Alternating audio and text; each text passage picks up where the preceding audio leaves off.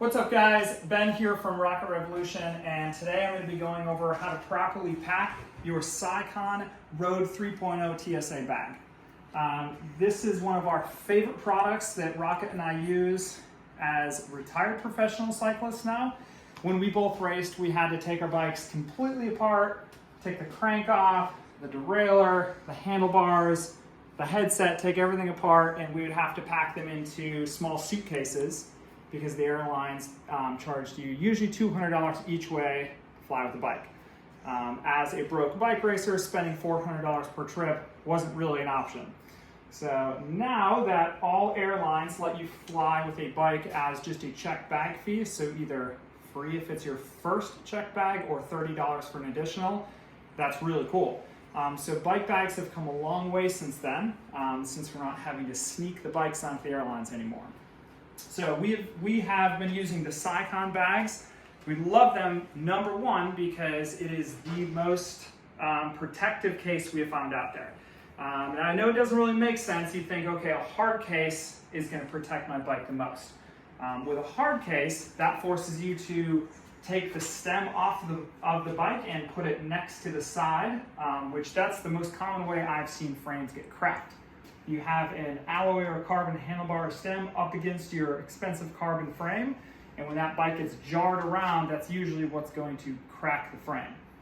The great thing about these is the bottom is solid. It has four wheels on the bottom and it has a solid frame that the frame is going to actually bolt into with your through axles or quick release. And then the greatest thing is the only thing we're doing is we're removing the wheels, nothing else.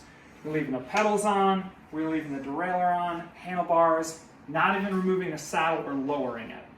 That's the beauty, is you don't have anything bouncing around inside of these bags, so nothing can really break. So what we want to do is we want to remove the front and rear wheel, leaving rotors on, tires, cassettes, everything. A lot of people feel they need to let the air out of the tires. When a bike goes underneath of an airplane, tire pressure may change a few PSI, but not enough to have to let the pressure out.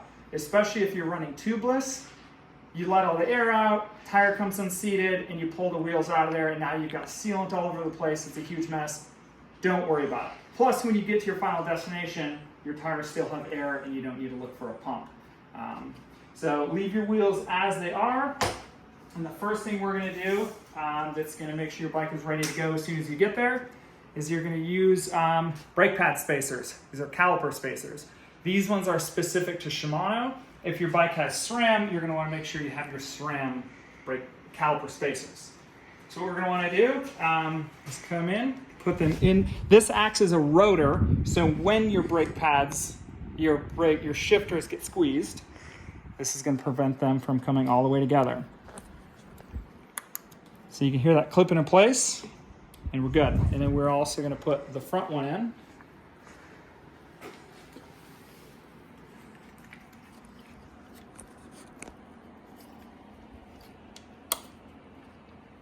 All right, now we're good to go. We're going to take our axles, and then we're going to put the bike in. What I like to do is start with the bag on the ground all the way open.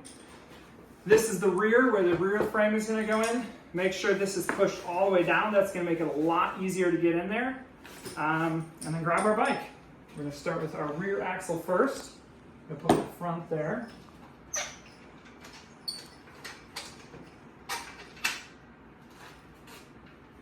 And I like to grab the bike at the top tube here, and then we're just going to guide the rear of the frame in. And I like to hold the front up so it's not hanging up on the front of the frame.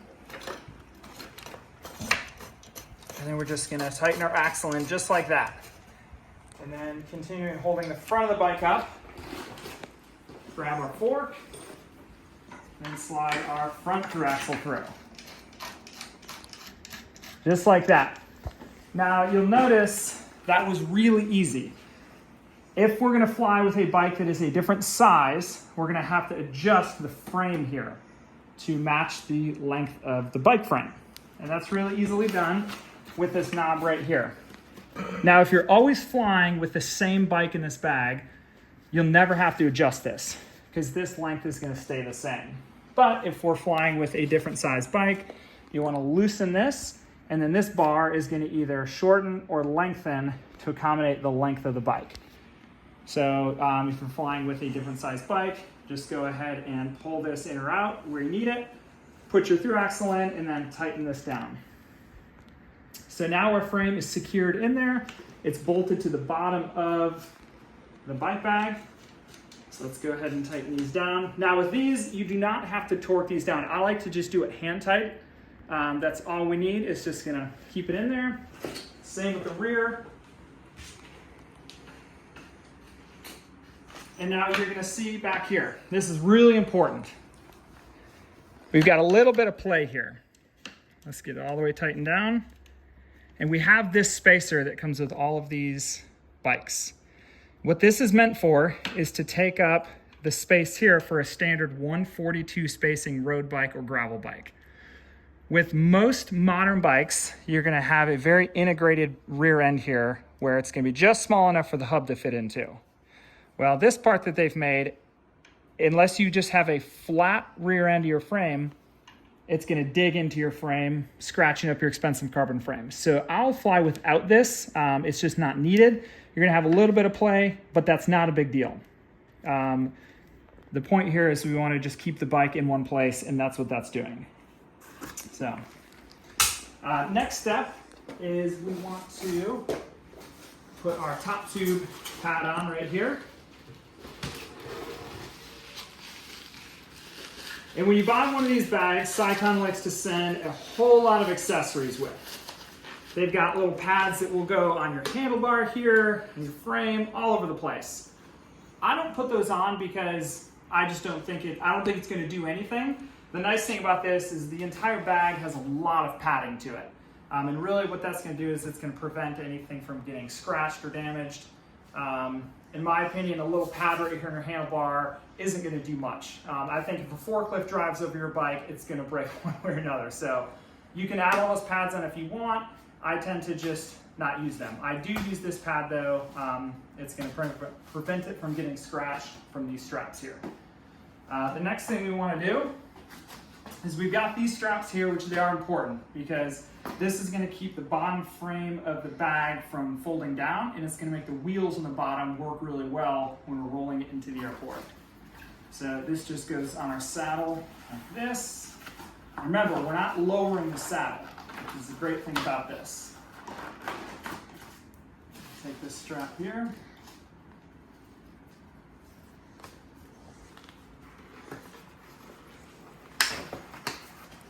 And make sure that's nice and tight. And so what that's doing is that's pulling the bottom of the frame up tight and keeping everything from moving around. All right, next thing, very important. The biggest mistake you can make is putting your wheels into the side slots with the rotors facing out. Because the side of this case is gonna take a lot of impact on the side. You'll look out the window of your airplane and you'll see the handler throw your bag up on top of a big pile of luggage. And if your rotors are facing out, it's very likely they're going to get bent. So we want to make sure our rotors are facing in. That way, when the bike gets hit from the outside, there's a lot of padding. The cassette is very durable. Nothing's going to happen to your cassette. So we're just loading each wheel in just like that. You see there's a lot of padding in here. Let that go down. And then our front wheel. It doesn't matter which wheel goes on what side. Rotors facing in.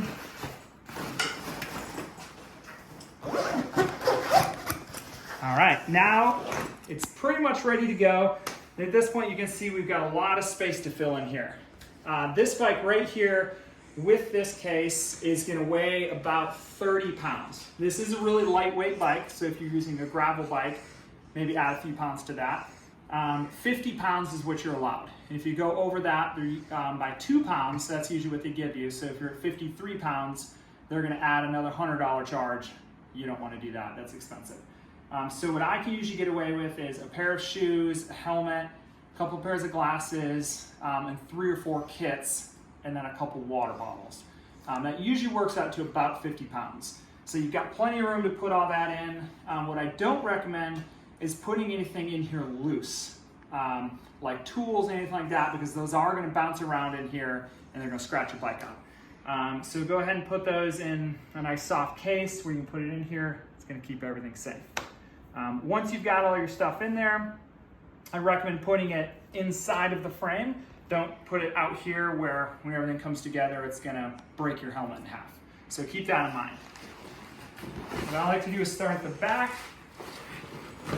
just like that. Zip it up to the saddle just like that. Spin it around. And then this is really important.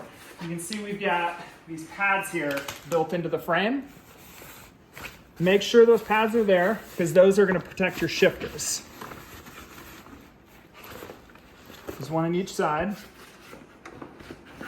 Just like that, make sure it's on the shifter because you could get some good impacts there that could break your shifters. So be careful with that. And then we also have this here, which is going to be the same thing that was in the back. I'm going to strap that on. And really what these are doing is it's making sure the front of the bag doesn't sag down, which is important when you're rolling it through the airport. It's going to make sure it doesn't obstruct those wheels. So we got one on each side here. Just make sure those are nice and snug down. I usually leave my Garmin here because the shifters come out past it. I've never had an issue where it gets hit, but if you're really concerned about it, you could take it off and pack it with you, but I like to leave it there so I know it's there when I get to my destination. It's one last thing to worry about. Go ahead and make sure those pads are right in front of those shifters. Go ahead and zip the front up. And it's easy as that. Now, if you are running a bike with quick release, it's going to be a little different to where you will have this kit with your bike bag, and these are quick release adapters. So these are going to go into where your through axles went, which will accommodate your quick release skewer. So you would use this instead of the through axle. Let us know if you have any questions, and if you'd like to buy one of these awesome bags, they are on our website.